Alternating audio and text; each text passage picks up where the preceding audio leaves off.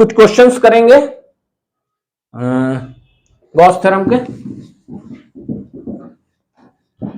Gauss theorem applicable सभी cases में है, यूजफुल केवल सिमेट्रिक केसेस में करिए। ऐसा नहीं है कि नॉन सिमेट्रिक केसेस में एप्लीकेबल नहीं, एप्लीकेबल है। एक क्वेश्चन है कि एक क्यूब है और उस क्यूब के सेंटर पे चार्ज क्यू रखा हुआ है। क्यूब के सेंटर पे चार्ज क्यू है, तो क्यूब की एक सरफेस से कितना फ्लक्स निकलेगा, इलेक्ट्रिक फ्लक्स।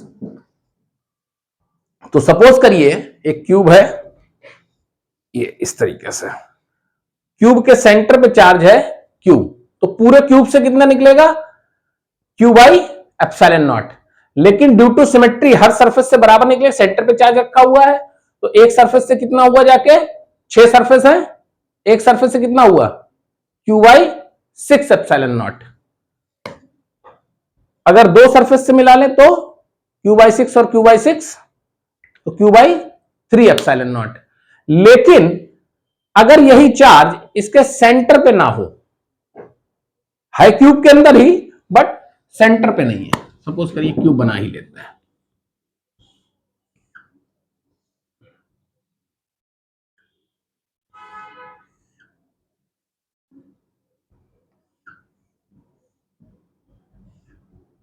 सपोज करिए ये सेंटर है, सेंटर पे है तो क्यू बाई एप्सिलॉन नॉट पूरे क्यूब से। तो एक सरफेस से ड्यू टू सिमेट्री सबसे बराबर निकलेगा। मान लीजिए इस रूम में हम खड़े तो हर सेंटर पे चार्ज क्यू रखा हुआ, तो हर तरफ को बराबर निकलेगा, तो क्यू बाई 6 एप्सिलॉन नॉट एक साइड से आएगा, एक साइड से कितना आएगा, क्यू बाई 6 एप्सिलॉन नॉट। लेकिन अगर यही चार्ज सेंटर से ना होकर थोड़ा दूरी पे होता, यानी कि थोड़ा एक साइड को, क्यूब के अंदर है बट एक साइड को है, तब पूरे क्यूब से तो एप्सिलॉन नॉट निकलता, क्यू बाई एप्सिलॉन नॉट। लेकिन तब चूंकि सभी से बराबर दूरी पे नहीं है, सबसे एक जैसा नहीं निकलेगा, तो उस केस में हम एक दीवार वाला फाइंड नहीं कर सकते हैं। अगर करेंगे तो काफी कॉम्प्लिकेटेड आएगा, उसको इंटीग्रेशन करेंगे। फिलहाल एक सरफेस से कितना निकलेगा हम फाइंड नहीं कर सकते। ठीक है, एक क्वेश्चन और करते हैं कि मान लीजिए कि हमारे पास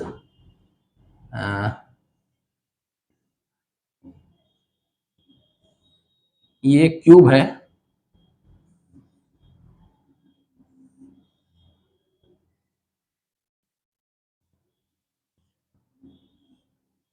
राइट, और हमारे पास इलेक्ट्रिक फील्ड है A X I cap plus B X, sorry A I cap plus B J cap, ये मान लेता हूं, plus B J cap plus C K cap, इस तरीके की कोई इलेक्ट्रिक फील्ड है। तो इस क्यूब से पास आउट होने वाला टोटल इलेक्ट्रिक फ्लक्स क्या होगा।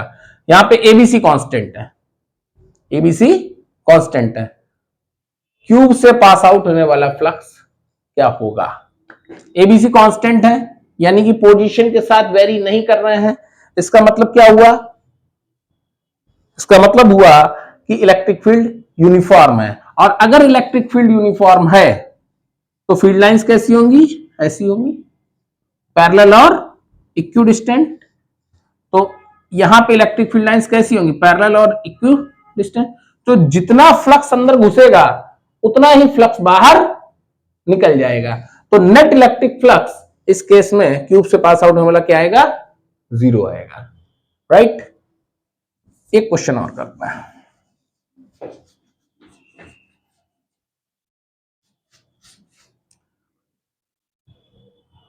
सपोज करिए ये एक हेमीस्फीयर है, क्लोज्ड हेमीस्फीयर, ठीक है, और जो इलेक्ट्रिक फील्ड है वो यूनिफॉर्म है, और इस जो हमारी ये प्लेन सरफेस है इसके पैरेलल है, पैरेलल टू सरफेस।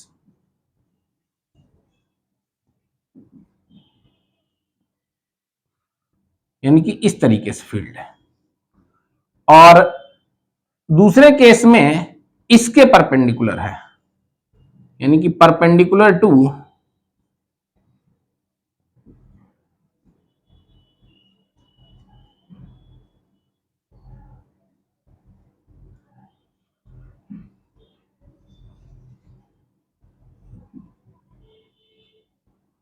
दो क्वेश्चन है इसी में, एक आपसे पूछा गया है कि ये जो कर्व्ड सरफेस है इससे पास आउट होने वाला जो टोटल इलेक्ट्रिक फ्लक्स है वो कितना होगा। देखिए पहला हिस्सा क्या क्या है, पैरेलल टू सरफेस। तो पैरेलल टू सरफेस अगर इलेक्ट्रिक फील्ड है यानी कि फील्ड लाइंस ऐसे हैं, तो जितनी कर्व्ड हिस्से से घुस रही है उतनी ही कर्व्ड हिस्से से निकली जा रही है, तो टोटल फ्लक्स भी इस केस में जीरो होगा और कर्व्ड हिस्से से पास आउट होने वाला फ्लक्स भी जीरो होगा, क्योंकि ये वाली जो कर्व्ड हिस्से से घुसी है वो कर्व्ड हिस्से से ही निकल रही है। दूसरे केस में क्या कह रहा है कि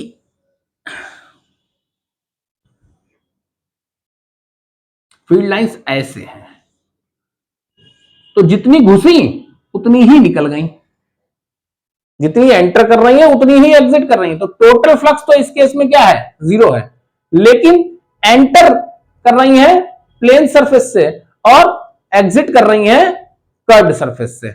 तो क्वेश्चन में हमसे पूछा गया है कि total electric flux passing through the curved surface, तो कर्व्ड सरफेस से कितना आएगा जाके, जितना इस सरफेस से एंटर कर रही है। अब इलेक्ट्रिक फील्ड है ई और नीचे का एरिया कितना है पाई आर स्क्वायर, तो इस केस में कितना आ जाएगा E into pi r square, तो इस केस में E into pi r square आएगा फ्लक्स, और इस केस में थोड़ा सा कर्व्ड सरफेस, कर्व्ड के लिए है खाली है, तो ये भी कर्व्ड के लिए क्या आएगा इस केस में जीरो। टोटल दोनों केस में जीरो आएगा। अगर टोटल की बात करें तो टोटल फ्लक्स जो है दोनों केस में जीरो ही आएगा। ठीक है, एक क्वेश्चन और करते हैं।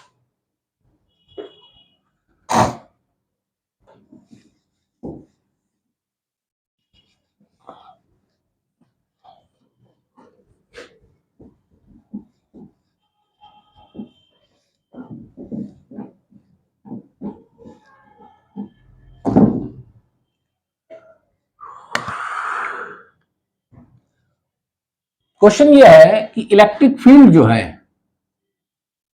वो दे रखी है ए एक्स आई कैप।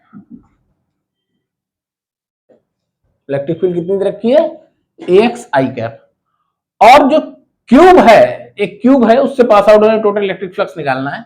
जो क्यूब है उसकी जो 6 सरफेस है उनकी सरफेस इक्वेशन दे रखी है।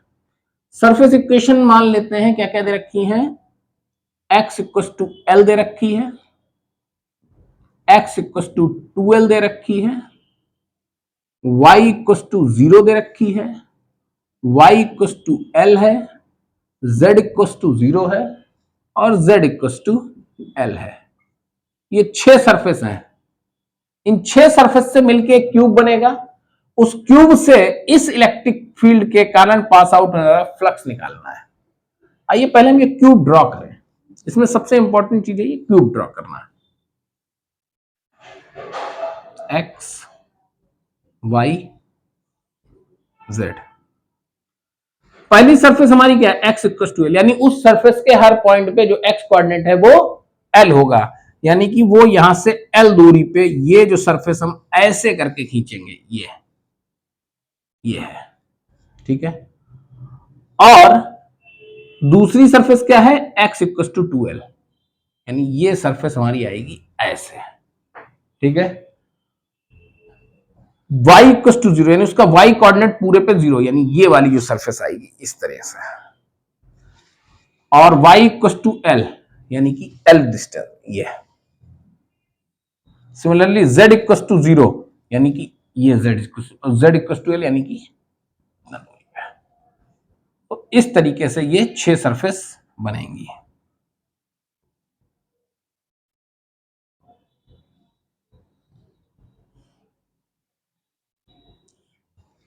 ठीक है, जाहिर सी बात है सबका लेंथ L है, ये x इक्वल टू L है और ये x इक्वल टू L, तो ये लेंथ L हो गई और ये y इक्वल टू 0 तो y इक्वल टू L, तो ये L हो गई, ये सारी साइडें L आ गई। अब इलेक्ट्रिक फील्ड यहां पे देखिएगा, पहले भी हमने एक क्यूब वाला क्वेश्चन किया था, उसमें इलेक्ट्रिक फील्ड क्या थी, यूनिफॉर्म थी। यहां इलेक्ट्रिक फील्ड यूनिफॉर्म नहीं है, यहां इलेक्ट्रिक फील्ड वेरी कर रही है। कैसे वेरी कर रही है, इलेक्ट्रिक फील्ड की डायरेक्शन किधर है, आई कैप, यानी कि इस तरफ को, और उसका वेरिएशन किधर है, वो भी इसी तरफ को है, यानी यहां पर कुछ और है, यहां पर कुछ और है, यहां पर कुछ और यहां पर कुछ और है। तो इलेक्ट्रिक फील्ड एक्स एक्सिस के अलॉन्ग वेरी कर रही है। तो एल लेंथ में कितनी होगी, एल, अगर हम एक्स इक्वल टू एल यानी इस पॉइंट पे पूछें, इस वाली लाइन पे, तो x equal to E equal to क्या आ जाएगा जाके, L, L, L I cap,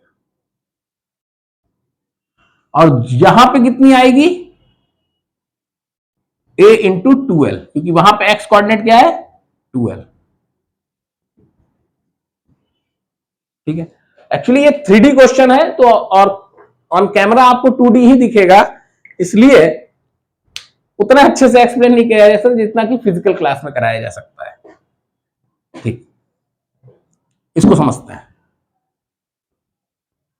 field हमारी डायरेक्शन किधर है, इस तरफ को, यहां पे 6 सरफेसेस हैं, ये और ये, इस तरह से 6 सरफेस। इलेक्ट्रिक फील्ड का डायरेक्शन किधर है, आई कैप, यानी इस तरफ को। तो ये वाली सरफेस का जो एरिया है, ये एरिया हो गया, और फील्ड लाइन इधर है, तो इसका जो फ्लक्स लाइन है वो तो ऐसे निकल जाएंगे, इसने इस वाली सरफेस को काटा ही नहीं। सेम चीज इस वाले के लिए है, इलेक्ट्रिक फील्ड इस तरफ को, एरिया वेक्टर इस तरफ को, सेम चीज नीचे वाले के लिए है और सेम चीज इस तरफ को। तो ये 1 2 3 4 इनसे पास आउट होने वाला फ्लक्स है वो तो 0 ही होना है, और इधर से इस वाले से एंटर करेगा एल के अकॉर्डिंगली, और उस वाले से एग्जिट करेगा 2AL के अकॉर्डिंग। तो एंटर होने वाला जो फ्लक्स है वो कितना आ जाएगा जाके, फाई इनक्लो एंटरिंग वाला, फाई इन कितना आएगा जाके, एरिया इंटू इलेक्ट्रिक फील्ड। तो एरिया तो सरफेस का एल स्क्वायर ही आएगा, और इलेक्ट्रिक फील्ड तो एल इंटू एल स्क्वायर, और एग्जिट वाला कितना होगा, वहां पर इलेक्ट्रिक फील्ड कितनी है, ये एल है, ये 2L है, वहां पर इलेक्ट्रिक फील्ड होगी ए इंटू 2L। ठीक है, तो फाई आउट ए इंटू 2L, एरिया उधर वाले क्यूब का भी क्या रहेगा, सरफेस का क्या रहेगा, एल स्क्वायर। तो आउट हुआ 2AL क्यूब, एंटर हुआ AL क्यूब, तो फाई नेट कितना हो गया जाके, 2AL cube minus AL cube. तो फाइनली क्या बना जाके, AL क्यूब। देखिए क्वेश्चन तो ये था कि AX के अकॉर्डिंग वेरी, लेकिन अगर हम इस क्वेश्चन को थोड़ा और वेरी करें, क्या कराएं इसमें, ये तो हो गया, ये आंसर आ गया हमारा कि फाई नेट कितना है, लेकिन इसी क्वेश्चन में हम और चेंजेस करें, तब क्या करेंगे, हम इसके और केसेस बनाते हैं। कैसे बनाएंगे, E equal to AY I cap, ये बनाते हैं। एक और बना लेते हैं, E equal to AY I cap plus BX J cap. ये 2 क्वेश्चन बना लिए, एक ये था, एक क्वेश्चन ये था, और 2 क्वेश्चन, दूसरा हमने ये बनाया, और तीसरा हमने ये सोचा। ठीक है, AY आई कैप, देखिए इलेक्ट्रिक फील्ड की डायरेक्शन अभी भी आई कैप के अराउंड है इसमें, यानी जा इधर ही रही है, बट वेरिएशन वाई एक्सिस के अराउंड है, यानी इधर से इधर वेरिएशन नहीं है, इधर से इधर वेरिएशन है। तो अब समझिएगा कि ये जो 4 सरफेस है, 1 2 3 4, इनका तो एरिया वेक्टर और इलेक्ट्रिक फील्ड की डायरेक्शन एक दूसरे के परपेंडिकुलर है, तो फील्ड लाइन सरफेस को इंटरसेक्ट ही नहीं करेगी, तो फ्लक्स क्या होगा, इससे 0 होगा, इससे 0 होगा, इधर वाले से 0 होगा, तो इन 4 से तो 0 होना ही होना है। इस वाले केस में। लेकिन जो इनसे और इनसे, यानी कि एक से हमारा ये आ रहा था और एक से ये वाली सरफेस और ये वाली सरफेस, उसमें देखिए क्या होता है। जब हम इससे बात कर रहे थे पहले वाले केस में, इस केस में तो वेरिएशन इससे और इसके हो रहा था, इधर से इधर वेरी हो रहा था। अब इधर से इधर वेरी नहीं है, इधर से इधर वेरी है। तो जितना इस एंड से घुस रहा है उतना ही इस एंड से निकलेगा, जितना इस एंड से घुसेगा उतना ही उस एंड, क्योंकि दोनों में बराबर है। इधर के लिए वेरिएशन है ही नहीं। पहले यहां पे कुछ और था, यहां कुछ और था, अब इधर अलग है। इधर फील्ड लाइनें कम होंगी, यहां पे फील्ड लाइंस इधर कम होंगी क्योंकि वाई के अकॉर्डिंग वेरी हो रहा है, तो यहां हल्की होंगी, लेकिन यहां आते आते ज्यादा हो जाएंगी। लेकिन जितनी होंगी उतनी, जितनी इधर से घुसेंगी उतनी ही इधर से निकलेंगी। यहां कम है, देखिए दूर दूर है, यहां पास पास है, तो फील्ड लाइंस यहां क्या होगी, जितनी घुसेंगी उतनी निकलेगी। तो नेट इस केस में क्या आएगा, 0, फाई नेट इक्वल टू 0। अब इस केस में देखते हैं, इस केस में भी वैसे ही दो हिस्सों में करके करिए इस क्वेश्चन को, एक इस पार्ट से करिए और एक इस पार्ट से करिए। इसको दो क्वेश्चन बना लीजिए। ये एक्चुअली दो इलेक्ट्रिक फील्ड मानिए, किसे मानिए किसे मानिए, और दोनों से अलग अलग नेट 0 आएगा। तो जब नेट 0 आएगा तो ओवरऑल 0 हो जाएगा। ठीक है, एक क्वेश्चन और करते हैं।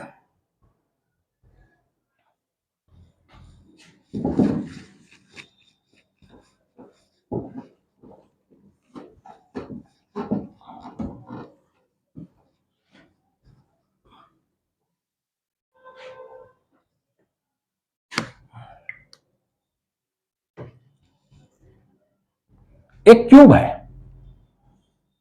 इसमें क्यूब के बहुत सारे क्वेश्चंस हैं, और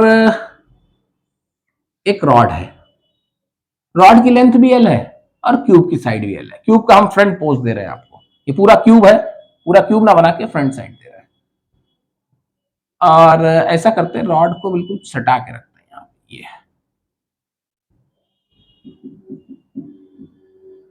एल लेंथ रॉड की भी है। रॉड v स्पीड से इसके अंदर एंटर कर रही है। ठीक है, आपको बताना है रॉड पर यूनिट लेंथ पे चार्ज लैम्डा है। लैम्डा जो है लीनियर चार्ज डेंसिटी है। ये रॉड इसके अंदर से निकल के इस तरफ को जा रही है। आपको बताना है इससे पास आउट होने वाला जो फ्लक्स है उसका graph, time versus flux graph. तो ये तो एक क्वेश्चन है, सीधी जाहिर सी बात है कि पहले अंदर जाएगा, फिर जब पूरी रॉड अंदर आ जाएगी तो मैक्सिमम होगा, फिर रॉड बाहर निकलेगी तो फिर मिनिमम, यानी ग्राफ कुछ ऐसा आएगा,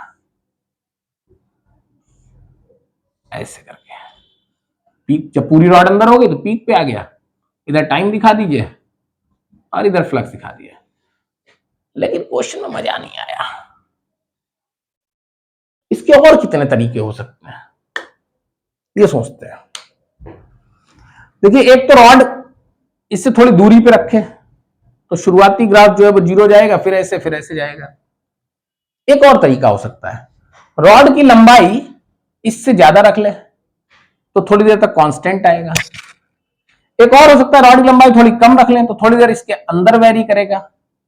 एक और तरीका हो सकता है कि रॉड को टेढ़ा करके घुसेड़े, ऐसे करके ऐसे ले जाए, यानी कि यूं करके। एक और तरीका हो सकता है रॉड को एक्सीलरेटेड ले जाए। ठीक है, तो मेरा इस तरीके के क्वेश्चंस को कराने का उद्देश्य ये है कि आप ये जो क्वेश्चन पूछा गया है सिर्फ वहां तक सीमित ना रहें, आप और पॉसिबिलिटीज क्या हो सकती हैं इस पे दिमाग लगाएं। जब मैं पढ़ता था तो मेरा ये तरीका था कि मैं 3 बार चीजों को पढ़ता था।